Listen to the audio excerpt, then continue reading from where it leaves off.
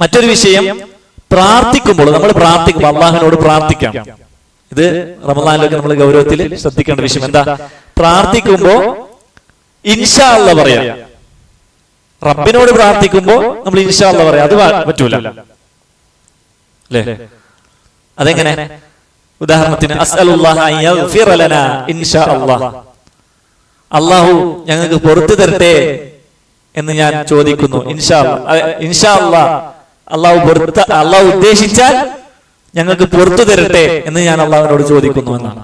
അപ്പൊ അള്ളാഹു ഉദ്ദേശിച്ചാൽ ഞങ്ങൾക്ക് പുറത്തു തരട്ടെ എന്നുള്ള രീതിയിൽ ആ ഇൻഷാ അല്ലാഹ് അവിടെ ഫിറ്റ് ചെയ്യാൻ പാടില്ല. മനസ്സിലായ? നമുക്ക് അള്ളാഹു തൗബ തരട്ടെ അള്ളാഹു ഉദ്ദേശിച്ചാൽ അവിടെ അങ്ങനെ പറയാൻ പാടില്ല. നമ്മൾ തൗബ ചോദിക്കണേ. എങ്ങനെ ചോദിക്കണ്ടേ? ഉറച്ച വിശ്വാസത്തോട് റബ്ബ് എനിക്ക് തരും, റബ്ബ് എനിക്ക് പാപമോചനം നൽകും എന്നുള്ള ഉറച്ച തീരുമാനത്തോടു കൂടി തന്നേ മതിയാകൂ എന്നുള്ള നിലക്ക് റബ്ബിനോട് യാചിച്ച് വാങ്ങണം എന്നാണ് ദുആഇനെ കുറിച്ച്, പ്രാർത്ഥനയെ കുറിച്ച് നമ്മളോട് പഠിപ്പിക്കപ്പെട്ടിട്ടുള്ളത്. അല്ലേ? നബി സല്ലല്ലാഹു അലൈഹി വസല്ലം പറഞ്ഞു, ലാ യഖുൽ അഹദുകും അല്ലാഹുമ്മ ഗ്ഫിർലി ഇൻ ശിഅത, അല്ലാഹുവേ നീ ഉദ്ദേശിച്ചാൽ നീ എനിക്ക് പുറത്തു താ റബ്ബേ എന്നൊരിക്കലും ഒരാളും പറയരുത്. ഇത് ഇമാം ബുഖാരിയും മുസ്ലിമും ഉദ്ധരിക്കുന്ന ഹദീസാണ്. അതേപോലെ അല്ലാഹുമ്മ റഹംനി ഇൻ ശിഅത, അല്ലാഹുവേ നീ ഉദ്ദേശിച്ചാൽ നീ എനിക്ക് റഹ്മത്ത് ചൊരിയണേ റബ്ബേ എന്ന് പ്രാർത്ഥിക്കരുത് എന്നാണ്. നീ ഉദ്ദേശിച്ചാൽ, അപ്പൊ അള്ളാഹ്ക്ക് വേണ്ടിയിട്ടാണ് നമ്മൾ ചോദിക്കണേ. നമ്മളുടെ പാപങ്ങൾ പുറത്തു കിട്ടാന്നുള്ളത് നമ്മുടെ ആവശ്യമല്ലേ? ഇത് ചോദിക്കുമ്പോ എന്താ അതിന്റെ ഒരു അല്ലെ ഒരു ലെവല് വേറെ. നീ ഉദ്ദേശിച്ചാല് നീ പുറത്തു തരണേ. എന്താ? അള്ളാഹുവേ നിനക്ക് വേണമെങ്കിൽ നീ പുറത്തു താന്നാണ് ഒരു ചെറിയൊരു അഹങ്കാരത്തെ പോലെ. അപ്പൊ ആ നിലക്ക് പ്രാർത്ഥനയിൽ വരാൻ പാടില്ല എന്നാണ്. പിന്നെന്താ വേണ്ടത്? വൽ യഅസിമിൽ മസ്അല, മസ്അല നമ്മൾ അള്ളാഹുവിനോട് ചോദിക്കുമ്പോൾ ചോദ്യത്തിനോട് നല്ല ഉറച്ച തീരുമാനത്തോടു കൂടി ചോദിക്കണം എന്നാണ്. ഉറപ്പോടുകൂടി ചോദിക്കണം. റബ്ബേ എനിക്ക് തരും, തന്നേ മതിയാകും റബ്ബേ, തന്നില്ലെങ്കിൽ കുടുങ്ങിപ്പോകും എന്നുള്ള നിലക്ക് അല്ലെ നമ്മുടെ ആ പ്രാർത്ഥന. ആദം നബി അലൈഹി സ്വലാം ദുആ ചെയ്തത് അതുപോലെയല്ലേ?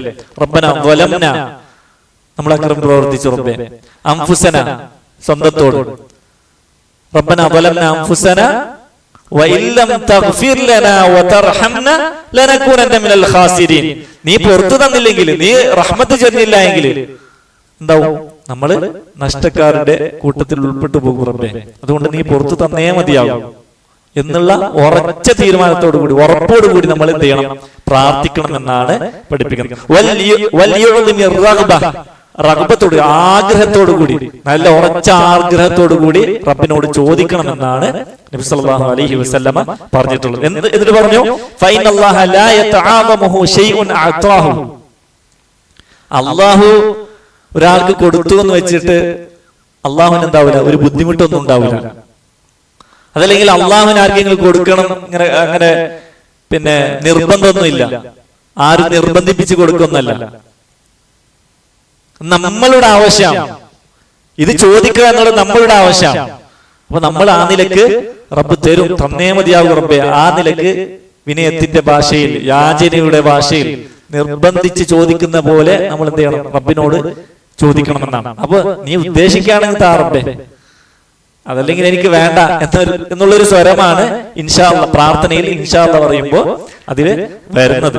അതുകൊണ്ട് അള്ളാഹ് എനിക്ക് ഉത്തരം നൽകിയിരിക്കും എന്നുള്ള ഉറച്ച ആ ബോധ്യത്തോടുകൂടി അള്ളാഹുവിനോടുള്ള നല്ല ഹുസ്നുദ്ദൻ അല്ലെ, നല്ല വിചാരം വെച്ചുകൊണ്ട്, സൽവിചാരം വെച്ചുകൊണ്ട് റബ്ബിനോട് പ്രാർത്ഥിക്കാനാണ് ഇസ്ലാം നമുക്ക് പഠിപ്പിച്ചിട്ടുള്ളത്. അപ്പൊ ഇൻഷാ അല്ലാഹ് പറയേണ്ടത് എവിടെയാണ്?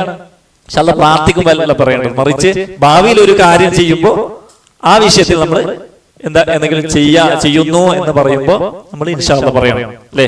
സൂറത്തുൽ കഹ്ഫിലൊക്കെ നമ്മൾ പാരായണം ചെയ്യാറുള്ള ആയത്തുകൾ, വലാ തഖൂലന്ന ലിശൈഇൻ ഇന്നി ഫാഇലുൻ ദാലിക ഗദാ, നാളെ ഞാൻ അത് ചെയ്യും എന്ന് നീ അങ്ങനെ പറയണ്ട. എങ്ങനെയല്ലാതെ? ഇല്ലാ യശാ അല്ലാഹ്, അല്ലാഹു ഉദ്ദേശിച്ചാലല്ലാതെ എന്ന നിലക്ക് പറയണം.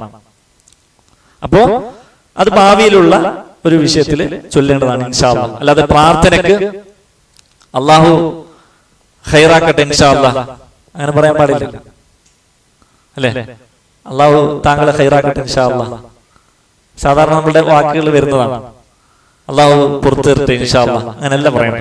അള്ളാഹു പുറത്തു തരട്ടെ, അള്ളാഹു തൗബ സ്വീകരിക്കട്ടെ.